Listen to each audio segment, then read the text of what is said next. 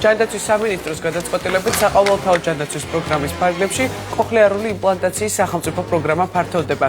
ეს არის უმნიშვნელოვანესი სიახლე იმ ოჯახებისთვის, სადაც სმენის მძიმე დაქვეითების მქონე პატარები იზრდებიან. 4 წლამდე ასაკის ბავშვებისთვის სახელმწიფო ორმხრივ კოხლეარულ იმპლანტაციას დააფინანსებს. რა შეცვლის ეს გადაწყვეტილება, ვის შეეხება ცვლილება და როგორ აისახება ის ბავშვების რეაბილიტაციაზე, ეკა შარაძე ჯანმრთელობის ეროვნული სააგენტოს დირექტორის მოადგილე და ლიკა ლომიძე სიმონ ხეჩინაშვილის სახელობის საქართველოს ოტორინოლარინგოლოგთა ასოციაციის ვიცე-პრეზიდენტი, მედიცინის დოქტორი და პროფესორი შემოგვიერთდა ახლა ჩვენ სტუდიაში.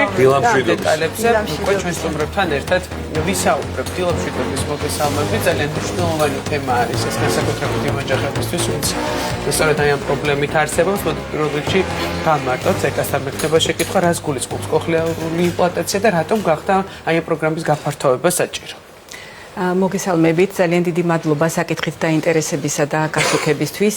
დიახ, კოხლეარული იმპლანტაცია მოგეხსენებათ წლების განმავლობაში უკვე სახელმწიფო პროგრამების ფარგლებში არის შესაძლებელი და ის გულისხმობს სმენის აღდგენას მოწყობილობის კოხლეარული იმპლანტის მეშვეობით. ეხებათ როგორც თანდაყოლილი სმენის მძიმე დაქვეითების მქონე ან სმენის საერთოდ არ ქონის შემთხვევაში ბენეფიციარებისთვის სმენის აღდგენას, ასევე შეძენილი სმენის მძიმე დაქვეითების სიტუაციის არსებობისას კოხლეარული იმპლანტაციის შემთხვევაში საშუალებით სმენის აღდგენას. ორმხრივ იმპლანტაციამდე მოხდა ამ ყველაფრის გაფართოვება, ხო? დიახ. ეს გახლავთ კოხლეარული იმპლანტაცია მნიშვნელოვანი შესაძლებლობა, რომ ადამიანმა უზრუნველყოს საზოგადოებაში სრულფასოვანი ადაპტაცია. თუმცა საერთაშორისო გამოკვლევებმა აჩვენა, რომ რიგი ბიოლოგიური და ფუნქციური მიზნების მიღწევა სრულყოფილად არის რთული ცალმხრივი კოხლეარული იმპლანტაციის მეშვეობით და აუცილებელი გახდა ორმხრივი აღდგენა სმენის. აღნიშნული მიზნები, რომელთათვისაც გადაწყდა ორმხრივი კოხლეარული იმპლანტაცია, ეს გახლავთ ბგერის სივრცითი ორიენტაცია, ხმაურიან გარემოში კომუნიკაციის უნარები, ზოგადად სივრცითი სმენის განვითარება, მეორე მხარეს სმენის ნერვის ატროფიის თავიდან აცილება, ორმხრივი სმენის გზების სიმეტრიული განვითარება და ასე შემდეგ. სწორედ აღნიშნული მიზნების სრულყოფილად მიღწევისთვის საერთაშორისო გამოცდილებით აუცილებელია და შედეგის გაუმჯობესებისთვის ორმხრივი იმპლანტაცია და საერთაშორისო გამოცდილებისა და ჩვენი ექიმ სპეციალისტების მოსაზრებების გათვალისწინებით გადაიდგა კიდევ ერთი ნაბიჯი საყოველთაო ჯანმრთელობის სახელმწიფო პროგრამის გაფართოების მიმართულებით და მიღებული იქნა გადაწყვეტილება 4 წლამდე ასაკის ბავშვებისთვის ორმხრივი კოხლეარული იმპლანტაციის. მოდი მაშინ ექიმთანაც გადავიდეთ შეკითხვით და უფრო დეტალურად გითხრას, ქალატომალიკა, მაი რატომ არის კრიტიკულად მნიშვნელოვანი, რომ 4 წლამდე ბავშვებში სწორედ მოხდეს კოხლეარული იმპლანტაცია ორმხრივი და ამ შემთხვევაში რა შედეგამდე გავდივართ აი ამ ოპერაციის შემდგომ. მოგესალმებით პირველ რიგში და მეც მადლობას მოგახსენებთ მოწვევისთვის და მადლობას მოვახსენებ ჩვენ ჯანმრთელობის სამინისტროს და იმ პროგრამის ხელმძღვანელებს, ვინც ეს განიხილა, ვინც თანაგზნობა გაუწია სწორედ იმ ოჯახებს და იმ ბავშვებს, რომლებიც სრული სიღრუით და სმენის დაქვეითებით არიან დაბადებულები, ან როგორც ქალბატონმა გამბრძანა შეძენილი სმენის დაქვეითება აქვს და მათ საშუალება არ აქვთ განივითარონ მეტყველება, განივითარონ ის ურთიერთობა საზოგადოებაში, რომელიც აუცილებელია ჩვეულებრივი ადაპტაციისთვის. 4 წლამდე ეს კრიტიკულად მნიშვნელოვანია, ხო? 4 წლამდე კრიტიკულად მნიშვნელოვანია, რადგან მეტყველების ცენტრი თვითონ 4 წლამდე ძალიან აქტიურად ვითარდება. მოგეხსენებათ, ბავშვი როცა საუბარს იწყებს, ზოგიერთი სრულიად ჯანმრთელი ბავშვიც 4 წლამდე ფაქტიურად ბევრი არის შემთხვევები, როცა არ მეტყველებს. ხშირად მოყავთ ხოლმე ჩვენთან, რომ გვიან იწყებენ ბავშვები ზოგიერთი მეტყველებას, თუმცა სმენა აბსოლუტურად ნორმალურია. ამ შემთხვევაში, როდესაც სრული სიყრუია, ბავშვმა შეიძლება ტუჩების მოძრაობიდან, სხვადასხვა ვიბრაციიდან იცოდეს ეს ბგერის აღქმა, მაგრამ და შეიძლება გამოთქვამდეს დამახინჯებულად რაიმე სიტყვებსაც, თუმცა დეფექტური მეტყველება აქვთ ხოლმე ზოგჯერ ძალიან დიდი შრომის შედეგად, რომ ტუჩების მოძრაობიდან ისწავლონ.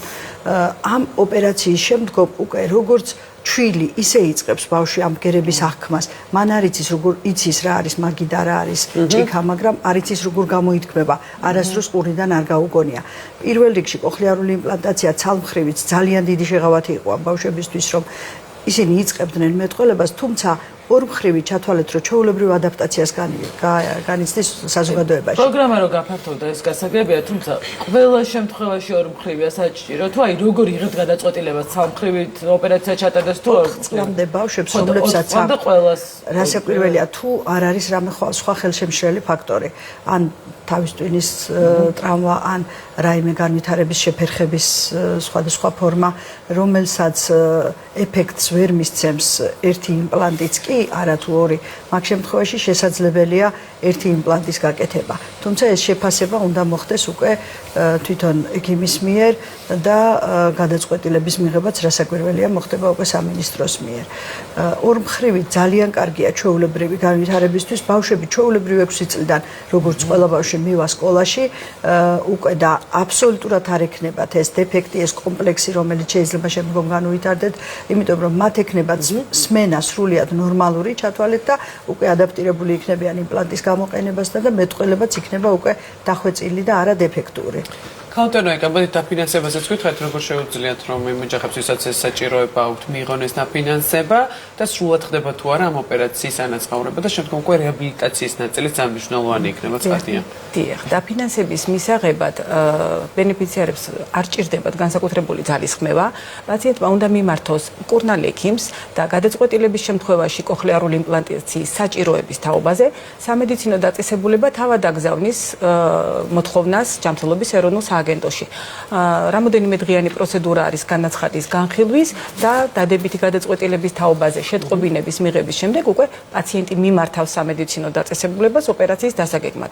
აქ უნდა აღინიშნოს, რომ ეს მოწყობილობა სახელმწიფო პროგრამის ფარგლებში შეძენილი გახლავთ მსოფლიოს წამყვანი მწარმოებლების მიერ წარმოებული, საკმაოდ მაღალღირებული, მაღალტექნოლოგიური ერთი მოწყობილების ღირებულება 40,000 ლარს აჭარბებს, სრულიად უფასოდ გადაეცემა ბენეფიციარს აღნიშნული მოწყობილობა ასევე ორმხრივის შემთხვევაში. ეს რაღაც გარკვეულ ვადაზე არის გათვლილი ეს მოწყობილობა, თუ მთელი ცხოვრება შეიძლება რომ იხმაროს ადამიანი. მთელი ცხოვრება ეს შუაყურში, რომელიც მუდმივად ხდება მისი, ესე ვთქვათ, ჩადგმა ეს მთელი ცხოვრება ვარგისია, რაც შეეხება გარე პროცესორს, ესეც გათვალისწინებულია სახელმწიფო პროგრამაში, იმიტომ რომ ეს არ არის მუდმივი და 5 წელიწადში ერთხელ პროცესორის შეცვლაც გათვალისწინებულია სახელმწიფო პროგრამის ფარგლებში. ახლა უკვე ორმხრივი კოხლიარის შემთხვევაშიც 5 წელიწადში შესაძლებლობა ექნებათ ჩვენს პაციენტებს, რომ შეიცვალონ პროგრამის ფარგლებში. ესეც საკმაოდ ძვირად ღირებული მოწყობილობა გახლავთ 17,000 ლარზე მეტი არის ერთი პროცესორის ღირებულება და სრულიად უფასოდ ექნებათ შესაძლებლობა, რომ შეიცვალონ საჭიროების შემთხვევაში 5 წელიწადში ერთხელ აღნიშნული პროცესორი.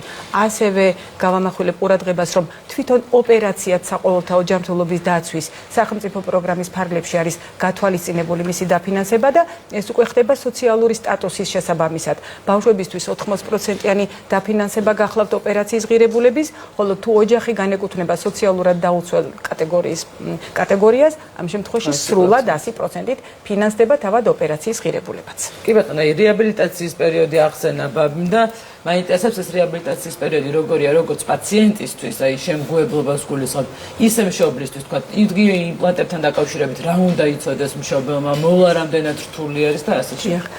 ნამდვილად დიდი მადლობა ამ შეკითხვისთვის. უნდა აღვნიშნოთ, რომ რეაბილიტაცია არანაკლებ მნიშვნელოვანია განსაზღვრული მიზნებისა და შედეგების მისაღებად, ვიდრე თავად კოხლეარული იმპლანტაციის ოპერაციის ჩატარება.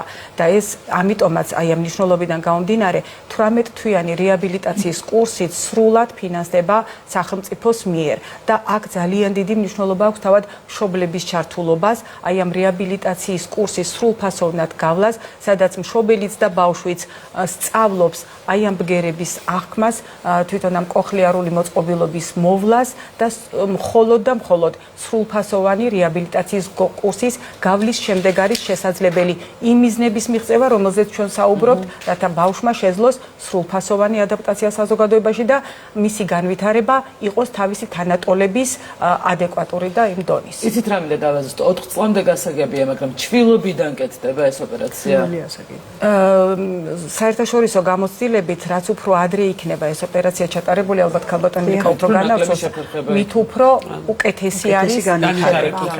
შეგუებაც აპარატზე, იმიტომ რომ როგორც მოგეხსენებათ, გარდა იმ იმპლანტისა, რომელიც შიგნით აყურში ინერგება, ელექტროდი, რომელიც გლოკოკინაში შედის და შემდგომ უკვე ხსმენის ნერვის ფუნქციას ასრულებს, ასევე გარედან აუცილებელია დადგეს მაგნიტით ის იმპლანტის მიმღები აპარატი, რომელიც იღებს ბგერას, გარდაქმნის რადიოტალღებას და მიასწვდის გამზადებულ ბგერას უკვე სმენის ნერვს.